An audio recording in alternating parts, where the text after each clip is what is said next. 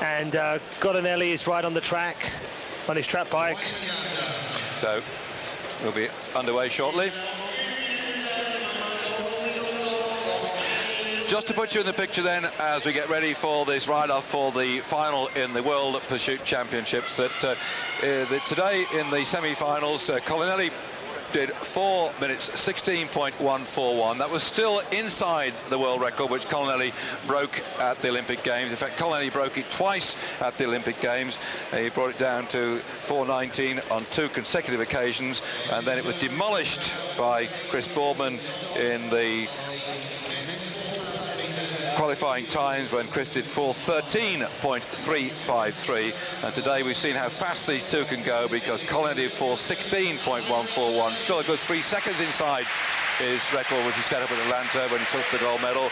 And Chris Boardman in his semi-final, here he is, he did 4:15.006. He eased up so that he wouldn't catch Markov, who he just caught coming down the finishing straight. He eased up so that Markov could finish his ride, and then the bronze medal would go to the fastest of those beaten in the semi-final. It was in fact Francis Moreau, the teammate of Chris Boardman, that got the bronze medal this afternoon, 4:19.665. That again was just outside the previous world record. So this track is fast. The atmosphere is absolutely electric. Ahead of Chris Boardman and Andrea Collinelli lies 4,000 metres. They're screwing in his feet here. Underneath those pedals, by the way, on Collinelli's bike, they've actually filled them in with aluminium foil so that the wind doesn't cause any disturbance in the holes on the pedals. On top of the nuts on his handlebars, they filled those with aluminium foil as well to make everything aerodynamic. Russell, you want to say something?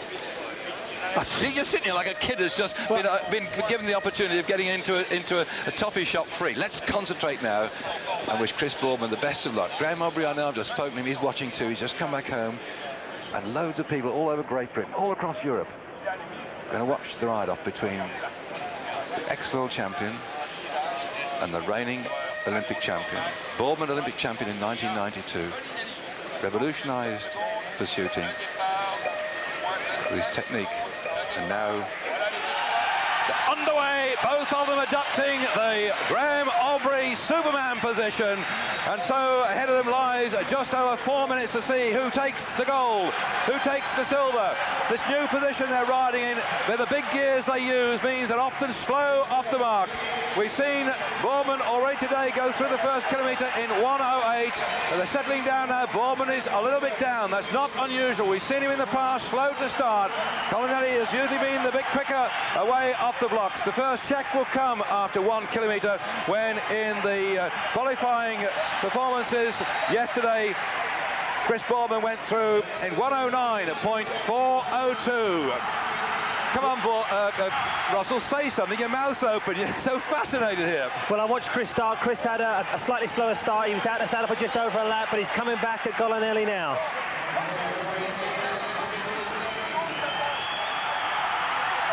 As Chris Boardman goes round this track, a wall of sound goes with him. And at this particular point, he's still now 1.565 seconds down. The first kilometre, 1:07. That's phenomenal from Collinelli. 1:07.390, the fastest we've seen so far on the track in Manchester during this series. This is going to be a hell of a race. Yeah, Collinelli's had an extremely fast start, but we mustn't give up on Chris Boardman yet. It's not all over yet. Remember, it's 4 kilometres. Collinelli's got a good start, but Boardman's got all that strength, all that stamina from riding the road in the Tour de France. It's his home track. But Collinelli is looking extremely strong at the moment, but I think Boardman's coming back. 1.611 down it is. So the next time check after 2 kilometres, Boardman's time 2:10.784 in qualifying with the fastest. That's the benchmark. But already Collinelli has gone nearly 2 seconds faster than Chris at the first kilometre point. What's going to happen now? Is Boardman going to get back at him? This is a hell of a race here. Pursuiting, sometimes people say it's a bit like watching paint dry or grass grow, but it's not boring tonight. This has everybody on the edge of their seats as Boardman cuts the deficit to 1.242, and the 2:08.591 is the time at the checkpoint at 2 kilometres. We're on to world record standing here. Well inside Chris Boardman's time at 2 seconds faster. This is going to be phenomenal. He's got it down now to 0.94. This is a hell of a race. We're to see a world record broken if both these riders keep up at this speed. Yeah, Chris Boardman's definitely coming back at Collinelli now. I'm not even looking at the monitor, I'm looking at the track and it's even closer. Chris looks like he's starting to pick it up. Remember, he's got this big gear, he's got like 55-14 on. This is extremely big gear on the track, and it's close, he's closing that gap. Come on, Chris. That's going to be the next time check after 3 kilometres, where it was 3:11 at .806 that was the time. He's now .071 down, and the crowd here are beginning to get on their feet. They're applauding, the sound is going. I'm sure that all across Manchester, if they open their windows, they'll hear the noise that's going on. This is tremendous racing. You're watching here superb athletes in action, and now Chris Boardman 3:10 in the lead, and that is in fact nearly 1.5 seconds faster than the world record he did in qualifying when he did 4:13.353. In fact, Hugh Porter said to me that the way that man goes, he could do a 4:12, and Hugh could be right. My thanks to Anita Lonsma for giving me the split time of the qualifying time, because here it says to me, Hugh Porter's comment that 4:12 might be on the cards. Looks like it's going to happen. It's unbelievable now with 2 laps to go. Chris Boardman's taken the lead and he's increasing it. And as he goes down the back straight, he just saw the back of Collinelli. This is unbelievable now. So the gold medalist from the Olympic Games has come here.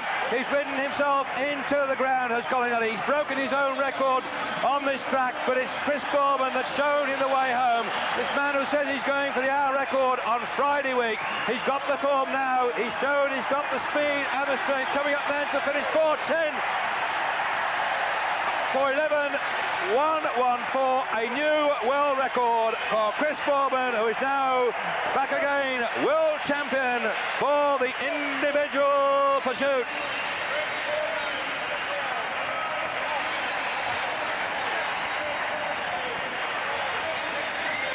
There's Sally being congratulated likewise. That's the joyous moment. They only live a mile down the motorway from here, sorry, 1 hour down the motorway from here. The Union Jack going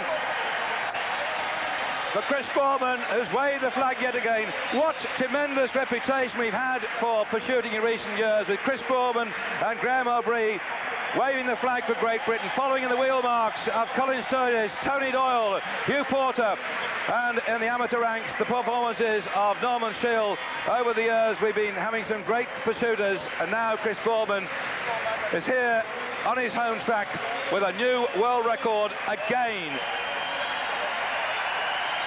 So Hugh Porter, 4 times World Pursuit Champion, who's the commentator here for the public, was right when he said to me it could be inside 4:12, and what better judgment than that from a man who knows what it's all about, because the time was 4:11.114.